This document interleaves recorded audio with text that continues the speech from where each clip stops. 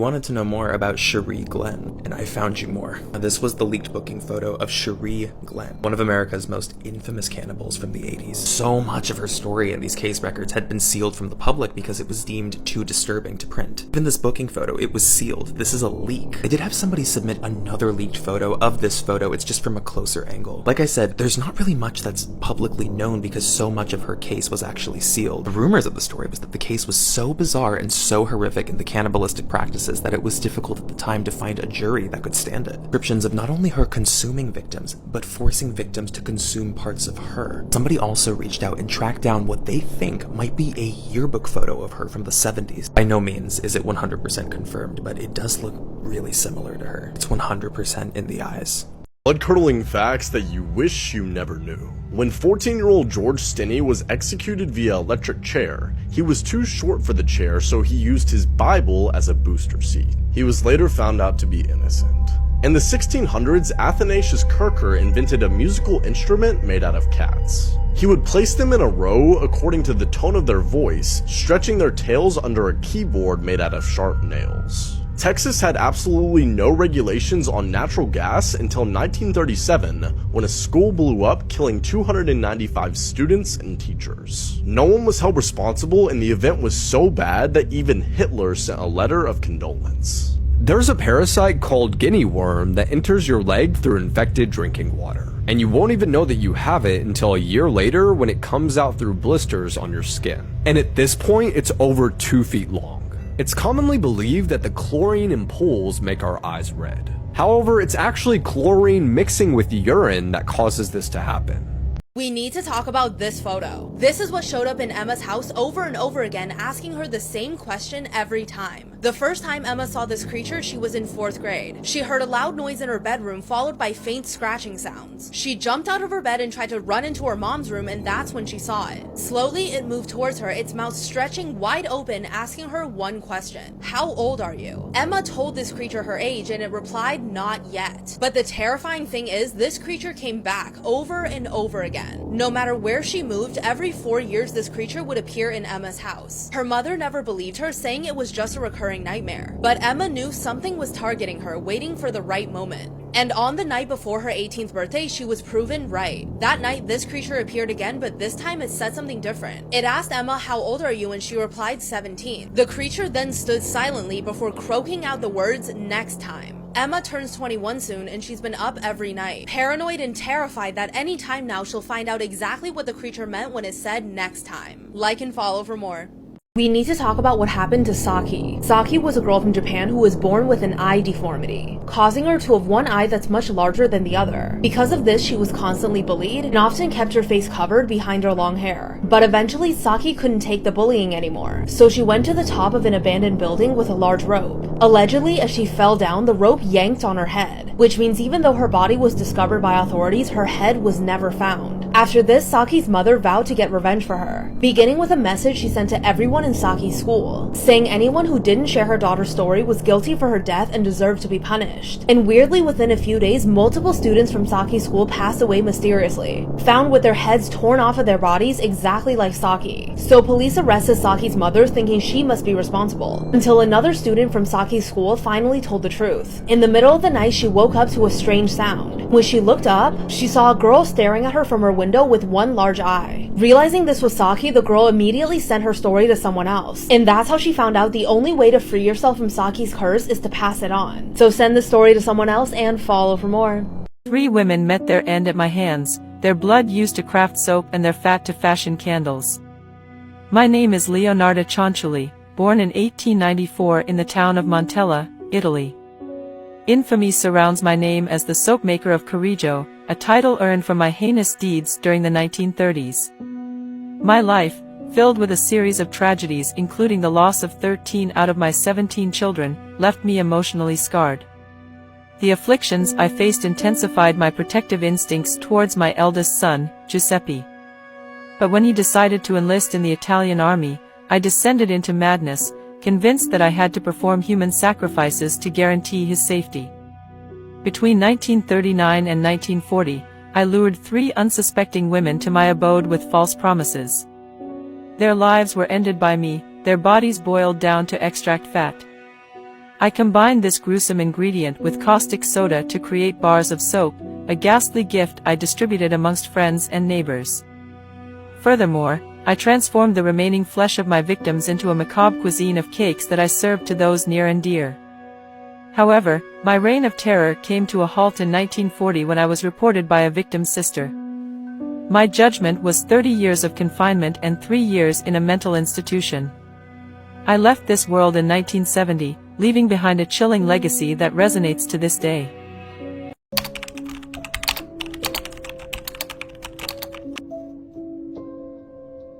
In the late 1990s, Colombia was grappling with a series of unsolved child disappearances.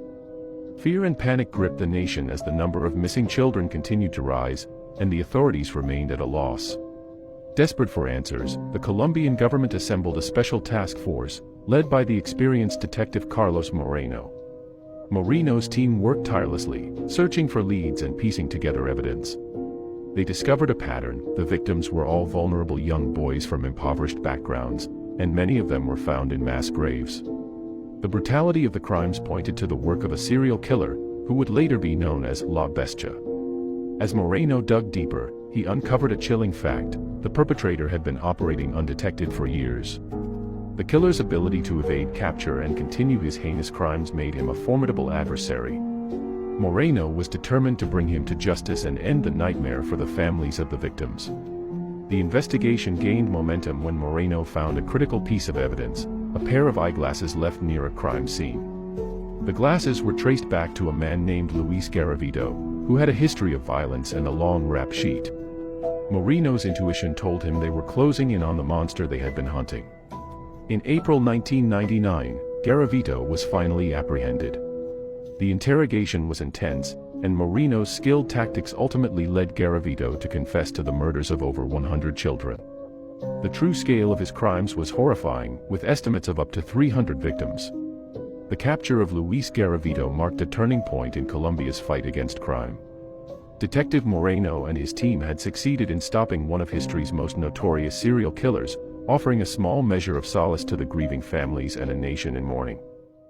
What's the creepiest thing that ever happened to you? I was 10ish having a sleepover at my house with a friend. We played games, watched a movie, ate junk food, stayed up late, the works. Eventually we get tired and go to sleep in my room. We both fall asleep, but a few hours later she wakes me up because she needs to go to the bathroom. I'm super confused because she knew where the bathroom was. We'd been friends since kindergarten and it was literally a door over from my room. She insisted, so I got up and took her to the bathroom. She said she wasn't feeling great. She was never the one to get uncomfortable, so I asked her what was wrong, but she said she just felt like she couldn't sleep in my room that night. I told her staying up later wouldn't help her feel any better and we agreed to go to bed. Bathroom door open, I turn out the lights, pitch black. We start walking back to my room and she follows behind holding my hand, and suddenly I start feeling uneasy. When I say it was a door over, I mean maybe a whole 10 paces or so. Again, not that far, but in the span of a couple seconds I went from feeling fine to feeling sharp prickles on the back of my neck and a bad feeling in my gut. We get to my room door and in the darkness I see an outline of a tall figure shifting and a gentle squeaking sound. I felt cold and hollow and I knew it was looking at me, because when I looked in its direction, the squeaking stopped for a second. My friend was clenching my hand and not breathing, and I told myself what all adults tell themselves because I wanted to be brave for my friend. It's nothing. I reached out a hand and flipped the light switch to turn on the overhead light, and there stood a 6-foot-tall man, frozen, staring at me with his hands in the air, one holding the glass orb diffuser that goes over the light bulb, the other on the light bulb, and he turned his hand a little and unscrewed the light bulb. It went pitch black. I flinched and waited, but we heard nothing. Nothing moved or squeaked or rustled. I flipped the light switch off, then on again. My room lit up and everything was normal. No person, no overhead light taken apart, nothing. We searched my room for him, which didn't take long to no avail. I was on the second floor, the shades were still drawn, the windows locked, screen in the window. We checked downstairs in the locks, but they had been locked after dinner by my parents and we hadn't touched them. I asked if she saw him, despite knowing we were both looking for him. She said yes, and it was nice to know it wasn't just me that saw it, but I never had an explanation for that. Oh no. No, no, no, no, no, no, no, no. I ate a worm for a bet and died in terrible pain. I'm Sam Bellard, formerly a resident of Sydney, Australia, and a passionate rugby player whose life was abruptly cut short at 28. My journey started in 2010 when I was a spry 19-year-old, enjoying a laid-back evening with friends, sipping wine, and basking in youthful revelry. Out of nowhere, a slug crept into our sight. The dare was on to consume it. My response was simply, should I go for it? And there I was, swallowing the slithery creature amidst the cheers and uproarious laughter of my buddies. It seemed harmless then, just a dare. However, within days, I began to feel excruciating pain in my legs, followed by episodes of vomiting and dizziness. At first, we suspected it to be multiple sclerosis, a disease my father had. But the doctors ruled it out. Upon revealing that I'd eaten a slug, my mom dismissed it, saying, "No one falls ill from that." Unfortunately, I was diagnosed with rat lungworm disease, a parasite-induced condition found in rodents and sometimes slugs and snails if they've consumed rodent feces. When I ate the slug, the parasite found a new host in me. Its larvae spread throughout my body, impacting my intestines, liver, lungs, and central nervous system. Although this disease usually manifests mild symptoms and quick recovery, I wasn't so lucky. I was struck with severe symptoms, leading to a coma and paralysis from the waist down. I required round-the-clock care and was prone to seizures. After a 3-year stay in the hospital, I was discharged, confined to a motorized wheelchair. Thankfully, my mom received a significant care package, helping her meet my care needs. Sadly, the relentless health complications overwhelmed me, and I passed away in November 2018. My mother never held my friends responsible, recognizing it as youthful folly. My friends stood by me through thick and thin. Life is about enjoyment, but it's crucial to be aware of the boundaries of safety.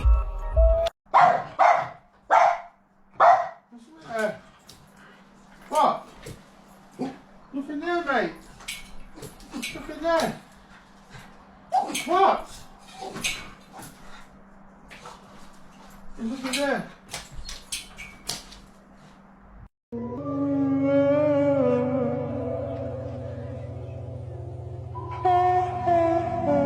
911, what is your emergency? I think someone just broke into my house. Okay, what is the address, ma'am? And what city? Okay, so someone broke into your house? Yes, I heard glass break in my bathroom downstairs. I think someone came in through the window. Okay, do you live alone? Yes, I do.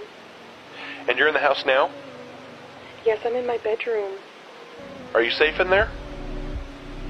I think so. I'm upstairs. The door's locked. I haven't heard anything else. She's in her bedroom. The door's locked. Okay, and what's your name, ma'am? Kathy. So, Kathy, you are upstairs and the break-in happened downstairs. Yes.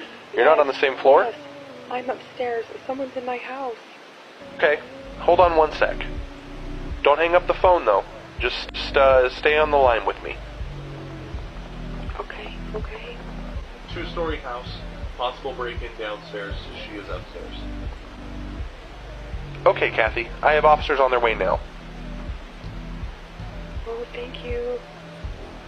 And Kathy, do you have any pets in the house? I have a cat. I don't know where he is right now, though. It's okay, Kathy. Don't worry about him. I need you to stay upstairs in your bedroom. I need you to try and stay quiet. Only speak when you are talking to me, okay? Okay, okay. Perfect. You're doing great. So just the one cat? No dogs in the house that the officers need to worry about when they get there? No, there's no dogs, just my cat. Now, how long has it been since you heard the glass break in your bathroom? Well, about maybe 5 minutes ago. Okay, so this was about 5 minutes ago? Yes. Okay. I want you to stay calm, Kathy. Help is on the way. Okay, how long until they'll be here? They're on their way. Just a few more minutes. Okay. Oh my God! Kathy? Kathy? Oh no. No, no, no, no, no, no, no, no, no, silly. To dry it. But it exploded. And they were both found dead. The fact that this story is true makes it that much more terrifying. A young mom was walking down a dark street with her 2 kids. As they stroll along, a stranger approaches them and starts talking about their Christmas plans. Well, the kids, innocent and excited, chatted away about Santa and family time and beautiful decorations in their house. Well, this is where things turn creepy. Something didn't feel right to the mom, so she picked up her pace, but the man kept asking about their house. And when they were only 10 houses away, he asked a even more horrifying question. Is your dad home? That night, the dad was actually away at a conference, and the little sister quickly told the man that he was not. And when they reached the front yard, the man rushed towards their door, speaking in a creepy but sweet voice, asking, "Can I see the decorations?" The mom locked the door, feeling him push from the other side. She turned off the lights and took her kids upstairs, but they could still hear the man pacing and knocking outside.